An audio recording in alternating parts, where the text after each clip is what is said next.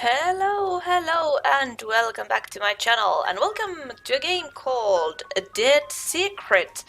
Now, this is going to be looking a little bit funny because for some reason the game wanted to launch itself in my secondary screen or secondary monitor, so I'm gonna be facing that way now that I'm playing it, at least for this episode. I don't know if I can figure this out somehow, but let's go. This looked very interesting. This is again a little bit older game. There's a newer sequel to this game as well, but I wanted to play the original first before jumping into the sequel. I think we are solving a murder here once again, because that's what I do. Harris September Bullard 20. was found dead in his study 5 days ago. Nobody believes me, but I think he was murdered. This house in the middle of nowhere holds the secret. There's a story hiding here, and I'm going to cover it. If I'm right, there are 4 major suspects. Graham Wellington, Josie Herrera, Cynthia Peckman, Bobby Sawyer. Okay. I'm not leaving until I find out what happened. Okay, that's cool. Hello, wait, how do I what? Okay. A small parcel tied tightly with twine. I can't open it with my bare hands. Oh. Okay, objectives. No objectives. Okay.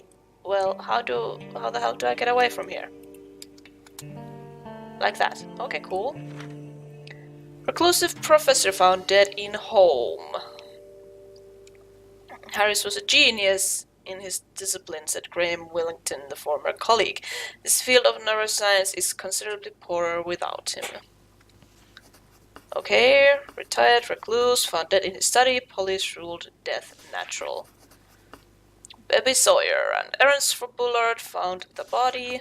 Josie Herrera, Bullard's live-in assistant, ex-wife, inheritor of Bullard's estate, former colleague of Bullard. Okay, so that's all we found out from the newspaper. Huh, can I... Huh?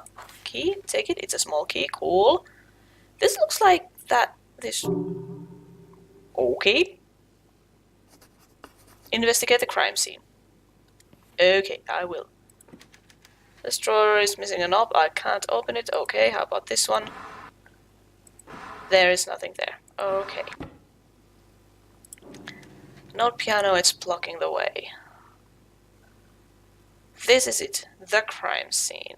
What is that? This looks like... Wait, this isn't the crime scene. I need to investigate the study. Okay. Small key unlocked it. This looks like a game that could and should actually be played in VR. A little bit like...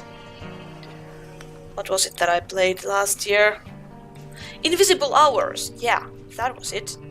And maybe that's why it's taking the secondary screen instead of the proper one. I'm not sure. Hello, what do we have here?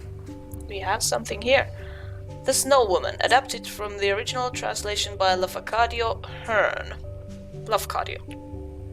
An old man and his son climbed a mountain to collect firewood.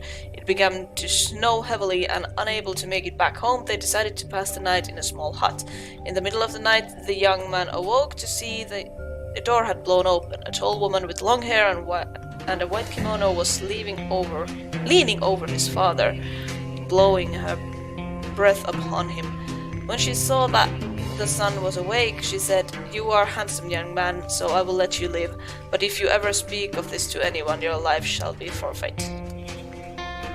Huh, interesting. Also, the music is very, very loud. Let's see if I can... Just a little bit lower. There we go. Okay. Yeah, that looks better. Anything interesting in here? Issues of Journal of Psychology and a bunch of medical books with the names I can't pronounce. What are you? It's a clay statue with a weird face. I've never seen a map laid out like this. There's a spot marked with an X on it. There's an X indicated on the map. Okay. What do we have here? Something's typed out here, but the paper is so far into the feeder that I can't pull it out. What are you? It's a note with a foreign symbol on it. Underneath it reads North. No dial tone.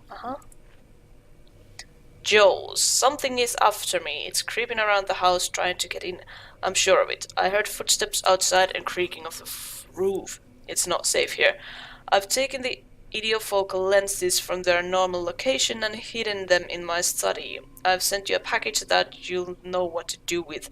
Check the map for the mask. As usual, X marks the spot. Harris. P.S. The sequence is west, east, north. Bullard hid something in this very room. Very suspicious. This will be a great hook for my opening paragraph. Hi. What is this? It looks like a tiny camera lens. And more paper. Harris Bullard. I'm a woodcutter. Your past has caught up with you. It is over. What is this? Who is woodcutter? I don't know. He was threatening Bullard. Bullard. How do I even pronounce that name? Hi. Scissors. Pair of scissors. I can use these to open the package. In the other room. Cool. Yeah. Anything else in these drawers? No, I don't think so. Okay. Wait. Hold on. How do I... quit objectives, collected documents, and things. Miscellaneous newspapers, notes.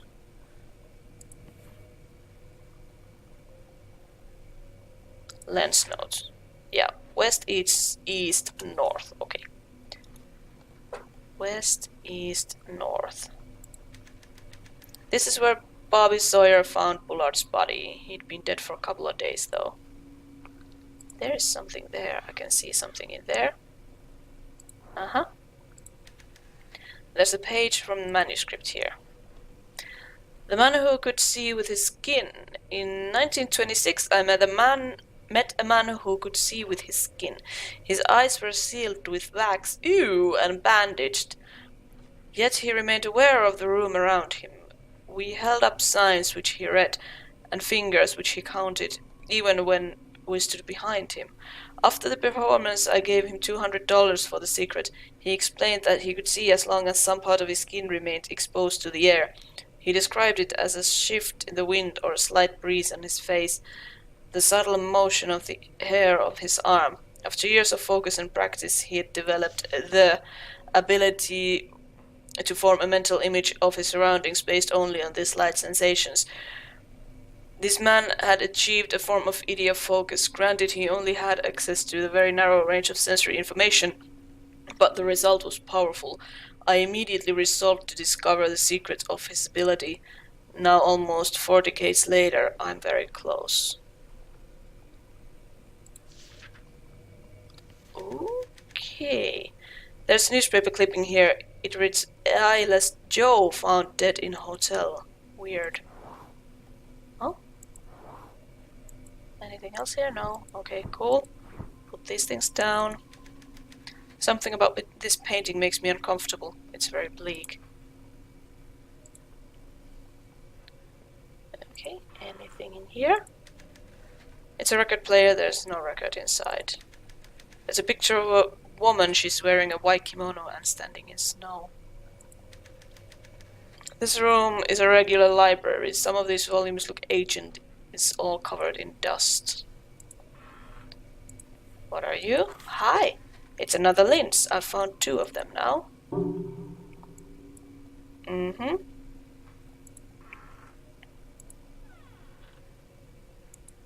Okay, I guess there's nothing there. Doesn't turn on, guess it's broken. One of Bullard's diplomas. What about here? Quantum mechanics and functional analysis. Not exactly light reading. Red had some pretty advanced degrees. This one is from the University of Chicago, 1935. Boy, I'd love to visit Chicago. These masks make me uncomfortable. Kind of feels like they're looking at me. What did they see in the room? I think I've seen masks like this before. Maybe they are Japanese. It's a weird looking mask. Uh-huh. Come on, can't I? Yeah, I can't pull that out without tearing it. How about you? Is there anything interesting in here? Can I do anything with that? No. One of them appears to be missing. Okay. Okay. So going. Oh! Why was there that kind of noise? It's only September, but today is cold and dark. Fall is here, I guess.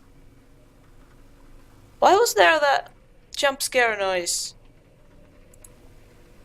That was. I didn't like that. No, wait. No, that doesn't turn on. But was there? Oh no, yeah, that was just the. This door's locked from the other side. There's no keyhole. Oh, okay, fine. I guess I'll go to this door then.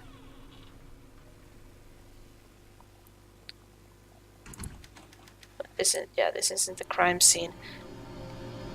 Oh, why? Oh, this is a horror game then.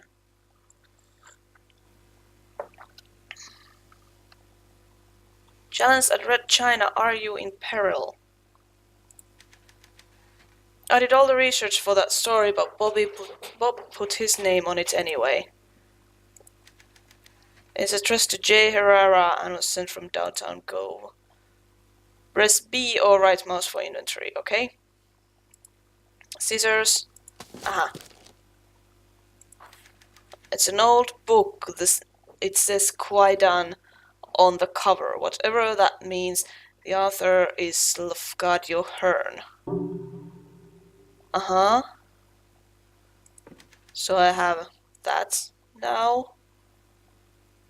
Okay, can I check this thing out? No. Can I move the piano or the crates? They sure aren't wasting any time selling off Bullard's stuff. I can't lift this stuff with one arm, even using the hand truck. Oh yeah, my hand is broken. Okay. Well, that sucks. Should I go outside? I can't leave yet. There's a story here, I know. Okay. I guess we'll get back in here then. Hi. You're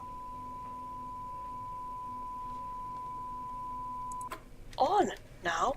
That's weird. I could have sworn the TV was off before. Doesn't turn on. Okay. Okay. Now I'm kind of getting scared here. Why mark such a beautiful map? I think the X is over Japan.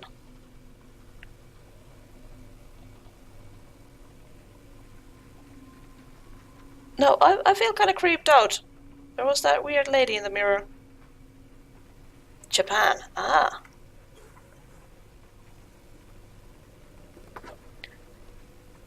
Oh, hi. It's a small box. Let's get a better look at it on the desk.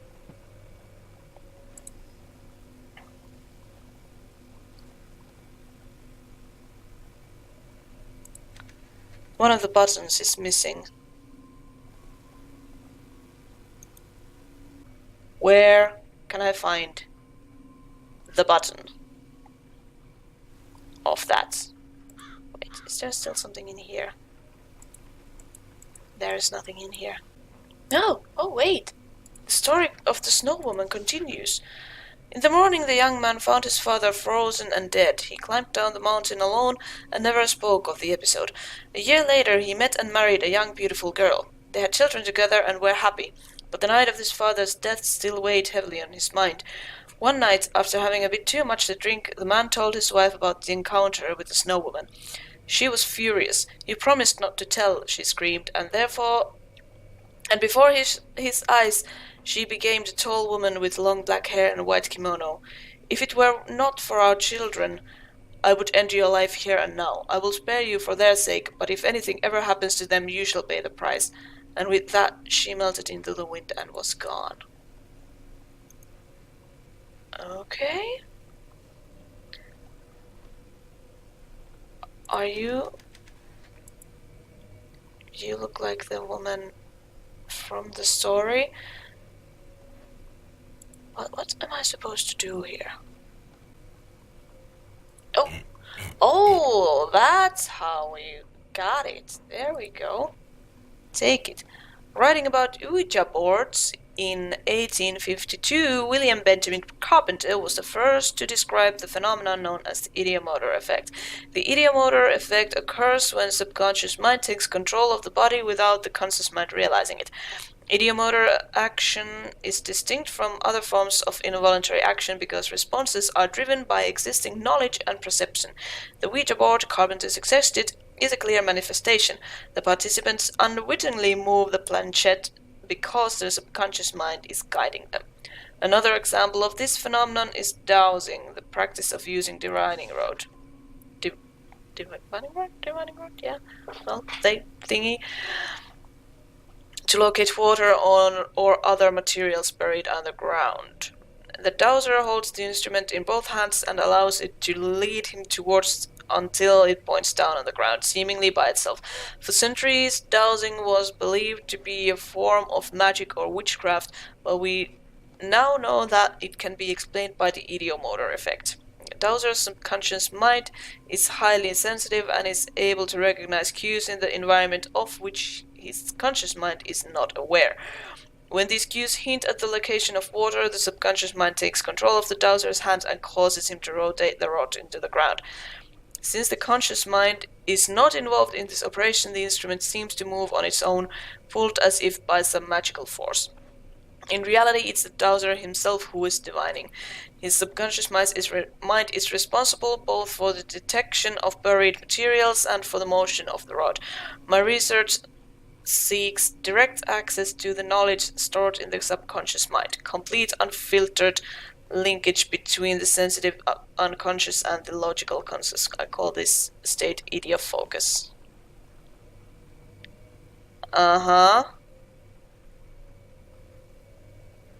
Or then what? The body didn't have any mark on it. No trauma, no sign of struggle. If he was murdered, the killer was pretty sneaky about it.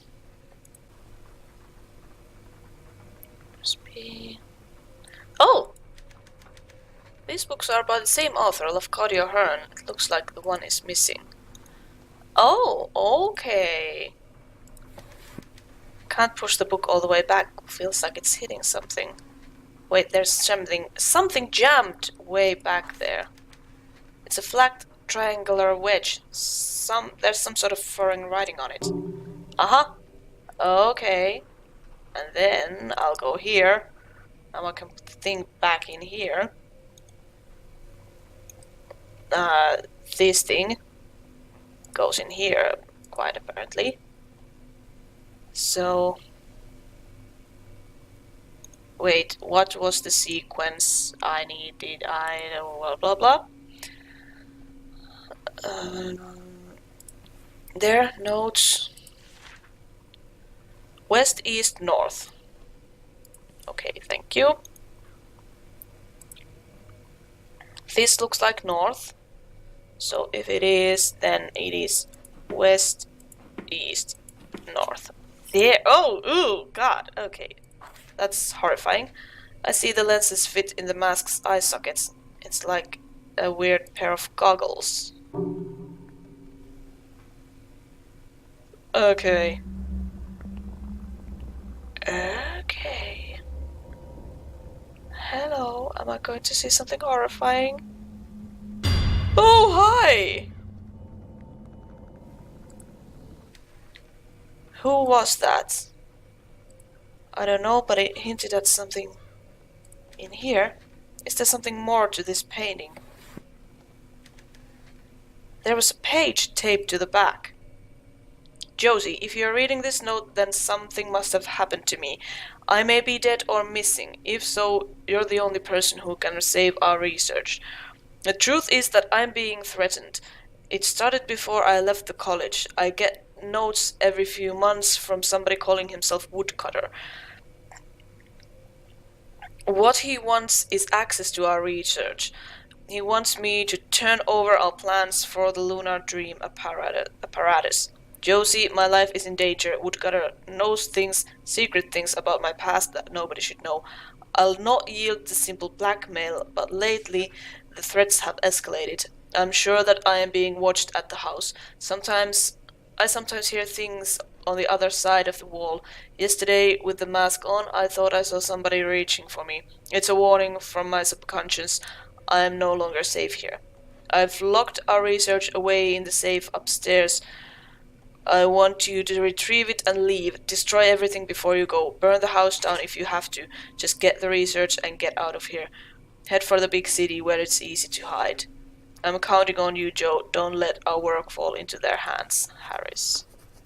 Uh-huh. Okay. Josie Herrera ordered by Bullard to destroy the research and split. I knew there was more to the story. Whatever Bullard was mixed up in, I bet there's evidence in that safe. Okay, objective. Who is Woodcutter? Open the safe upstairs. How the hell can I get upstairs? The door is locked. There's no keyhole.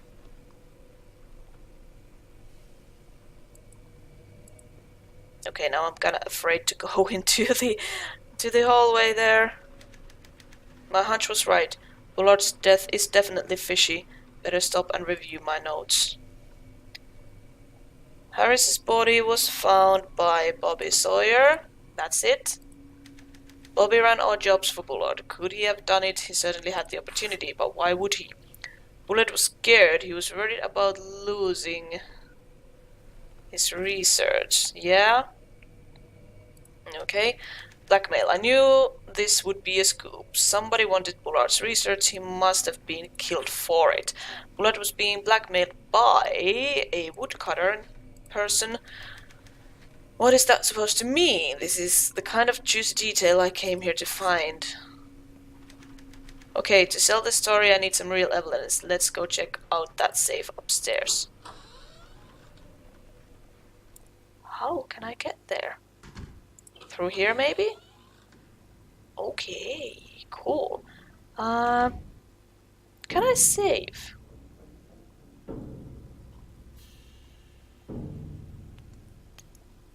I'm not sure.